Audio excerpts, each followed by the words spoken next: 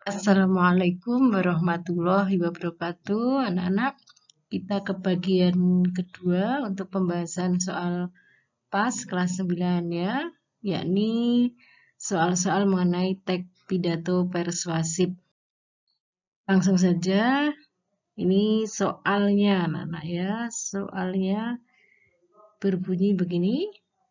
Ciri kutipan tersebut yang merupakan ini ya, ciri kutipan tersebut yang menandakan bahwa kutipan tersebut adalah teks pidato persuasif adalah ciri utamanya apa? Lihat teorinya dulu.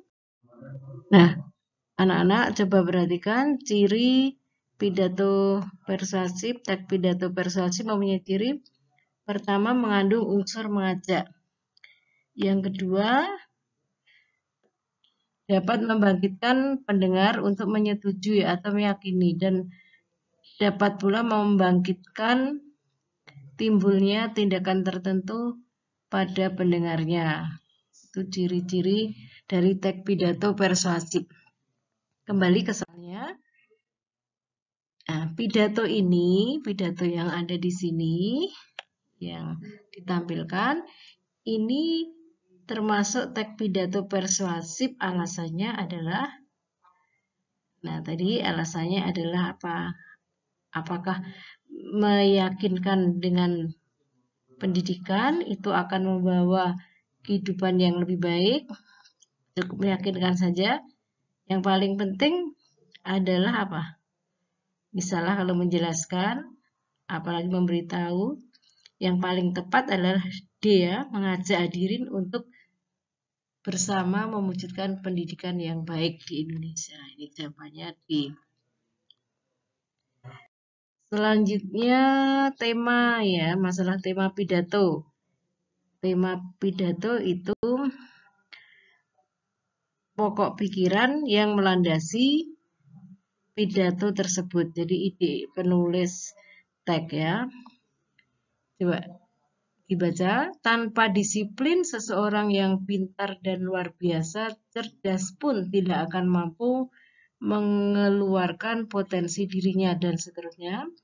Selanjutnya pada paragraf 2, kurangnya disiplin diri akan menghambat suatu pekerjaan menjadi lebih lambat ya.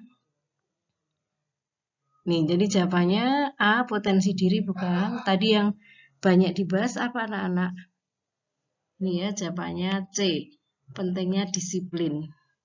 Nih, dijelaskan dalam paragraf 1 maupun 2. Nomor 13 sekarang ya. Ini teks tersebut merupakan struktur teks pidato persuasif bagian apa? Nah, ini teksnya. Semua orang pasti sepakat bahwa kebersihan selalu identik dengan kesehatan.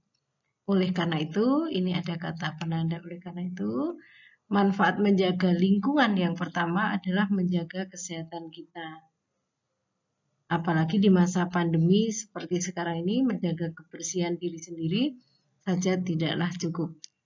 Nah, ini adalah bagian tahapan argumen.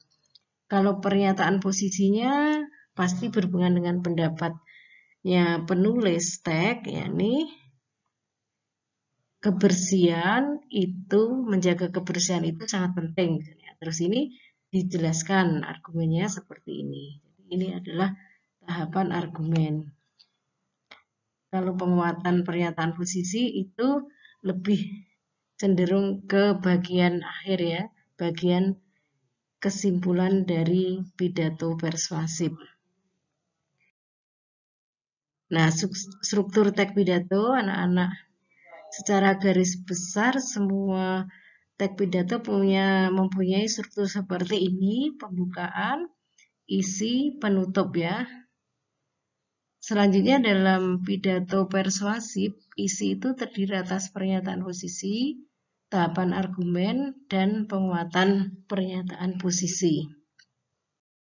Nah, ini sudah tadi ya, tadi jawabannya apa anak-anak?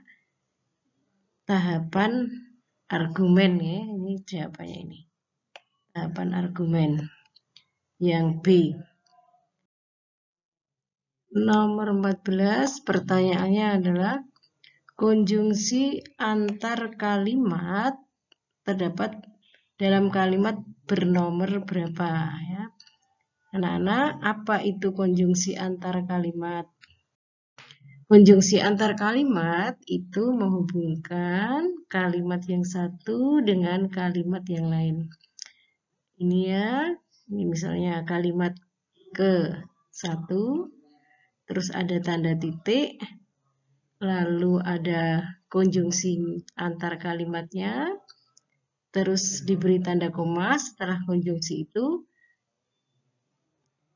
Setelah tanda koma ada kalimat yang kedua. Misalnya dia tidur. Ini kalimat yang pertama, titik ya. Setelah titik huruf besar, akan tetapi koma. Ini kalimat yang kedua, dia tidak merasakan nyenyak. Jadi ini konjungsi antar kalimatnya. Ini tandanya ada di awal kalimat. Ya, ini ada di awal kalimat. Dan setelah konjungsi itu ada tanda petik.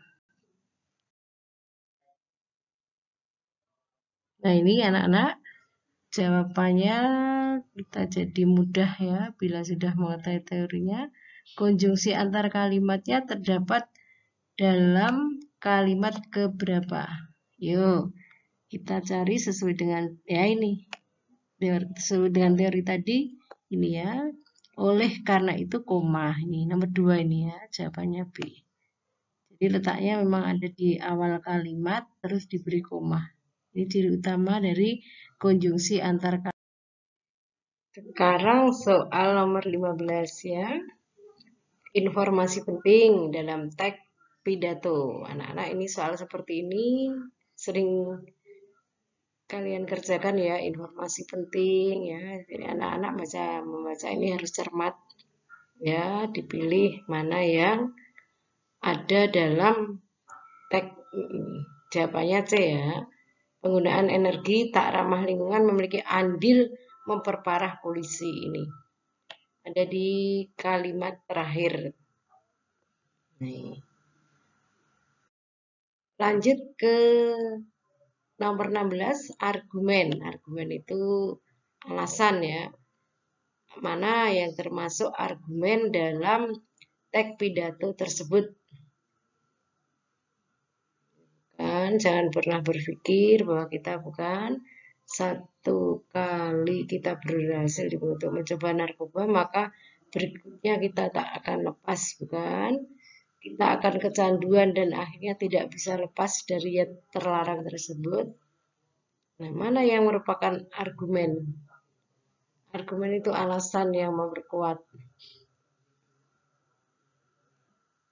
Alasan, anak-anak ingat ya, alasan yang biar kuat itu disertai dengan data ataupun fakta. Ini ya. Bahkan di Jakarta 3 dari 10 anak muda di bawah umur adalah pengguna narkoba. Data ini begitu membuat hati kita sedih. Selanjutnya 4 juta orang yang menggunakan zat terlarang ini. Nah, ini seperti ini. Ini termasuk argumen ya. Karena argumen sendiri itu alasan ya, biar kuat alasannya itu disertai dengan fakta yang berupa bukti-bukti, bisa bukti-bukti berupa angka-angka ya. Jadi jawabannya D. Perhatikan soal nomor 17 sekarang. Pertanyaannya seperti yang tadi ya. Petikan pidato persuasif tersebut merupakan bagian apa? Apa A, B, C ya. Di jangan ini pengecoh ya, pengecoh, penguatan penyampaian argumen ini tidak ada. Jadi langsung tidak dipilih kalau yang dia. Apa ya? Hadirin yang saya hormati, jangan pernah berpikir bahwa kita bisa lepas dari narkoba setelah selesai mencobanya. Satu kali kita berhasil diiming-imingi untuk mencoba narkoba, maka berikutnya kita tak akan pernah bisa lepas dari zat terlarang ini. Tak heran jika data dari International Labour Organization menyebutkan bahwa di Indonesia diperkirakan ada sekitar 4 juta orang yang menggunakan zat terlarang ini. Dengan kata lain, 1 dari 50 orang Indonesia adalah pengguna atau mantan pengguna narkoba. Data ini begitu membuat hati kita sedih. Ada kata ini membuat hati kita sedih. Berarti bagian apa anak-anak? Bagian ini. Sudah ada penyimpulan tuh, hati kita sedih. Simpulan dari siapa? Simpulan dari penulis teks pidato. Jadi jawabannya adalah penguatan pernyataan posisi. Lanjut ke nomor 18. Kata yang mengalami proses pembendaan. Ini salah satu unsur dari teks pidato persuasif adalah proses pembendaan. Apa itu? Mari kita pelajari.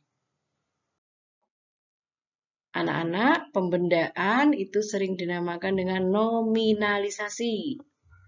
Itu adalah proses pengubahan kata kerja atau kata yang lain menjadi kata benda. Ini boleh beberapa kata ya. Melukis. Melukis itu apa? Kata kerja. Nanti nominalisasinya apa kata bendanya? Lukisan. Ya, terus ada bodoh. Itu jenisnya kata sifat. Diberi kean. Ya, menjadi kebodohan. Ini ada RP. Ini apa ini ya? Tidak ini ya. Bukan, di sini juga bukan ya. Jadi ini jangan dilihat ya. Nah, mana yang merupakan kata-kata yang mengalami proses pembendaan? Ini A, kemerdekaan, perjuangan, beredar. Beredar bukan ya. Beredar ini kata kerja.